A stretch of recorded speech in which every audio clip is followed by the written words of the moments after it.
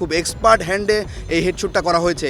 12 December বেলা 2:25 দিকে বিজয়নগর পানির ট্যাঙ্কির সামনে খুব কাছ থেকে গুলি করা হয় ইনকিলাব মঞ্চের মুখপাত্র ও ঢাকা 8 আসনের সম্ভাব্য প্রার্থী শরীফ ওসমান হাদিকে।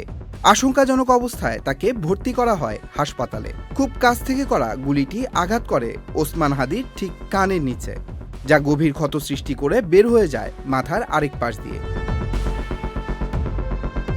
ওসমান হাদিকে এই গুলির ঘটনায় গুরুত্বপূর্ণ তথ্য দিয়েছেন হাদির চিকিৎসক, এনসিপি ন্যাশনাল হেলথ অ্যালায়েন্সের সদস্য সচিব চিকিৎসক আব্দুল আহাদ।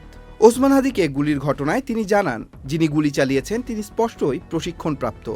একজন সার্জন হিসেবে আমি বলতে চাই, তাকে অত্যন্ত নিখুঁতভাবে এক্সপার্ট হাতে হেডশুট করা হয়েছে। আমি একজন সার্জন হিসেবে বলতে চাই, খুব এক্সপার্ট হ্যান্ডে এই হেডশুটটা করা হয়েছে। কারণ তাকে যেই জায়গা দিয়ে ডান পাশ দিয়ে গুলি করা হয়েছে, টেম্পোরাল বোন ভেদ করে একদম ব্রেনের যে মেইন অংশ, ব্রেন স্টেম, যেটা দিয়ে হৃদযন্ত্র এবং শ্বাস প্রশ্বাস সেন্টার থাকে, ঠিক সেই সেন্টারের সামনে দিয়ে সার্কেল অফ উইলিস, যেখানে সবচেয়ে বেশি রক্তনালীগুলো থাকে, ওই রক্তনালীর সামনে দিয়ে একদম এ4 ওপর হয়ে গিয়েছে।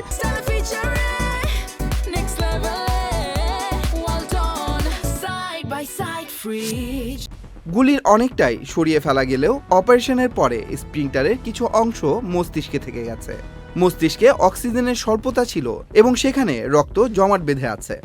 লাইফ সাপোর্টে ফুসফুস অপরিবর্তিত অবস্থায় আছে। যে মাথায় যে গুলিটা ফ্রেগমেন্ট হয়ে ভাগ হয়ে একটা অংশ বের হয়ে চলে গিয়েছে, আর অল্প ছোট একটা অংশ ব্রেন স্টেমে রয়ে গিয়েছে, এবং একটা গুলির কাভারিং আমরা অপারেশনের সময় বের করতে পেরেছি।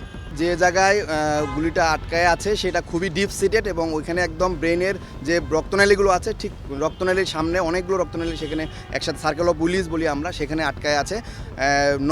নরেড্রেনাল ওষুধের সাপোর্টে সে লাইফ কন্টিনিউ করছে, তার হার্টবিটটা কন্টিনিউ করছে। এখনও নরেড চলছে, তবে প্রথমে শুরুতে যেরকম নরেড বেশি মাত্রায় পাচ্ছিল, এখন সেটা কমিয়ে আসছে এবং অল্প পরিমাণ নরেডে সে রেসপন্স করছে, এবং তার পালস এবং বিপি এখন পর্যন্ত স্টেবল আছে।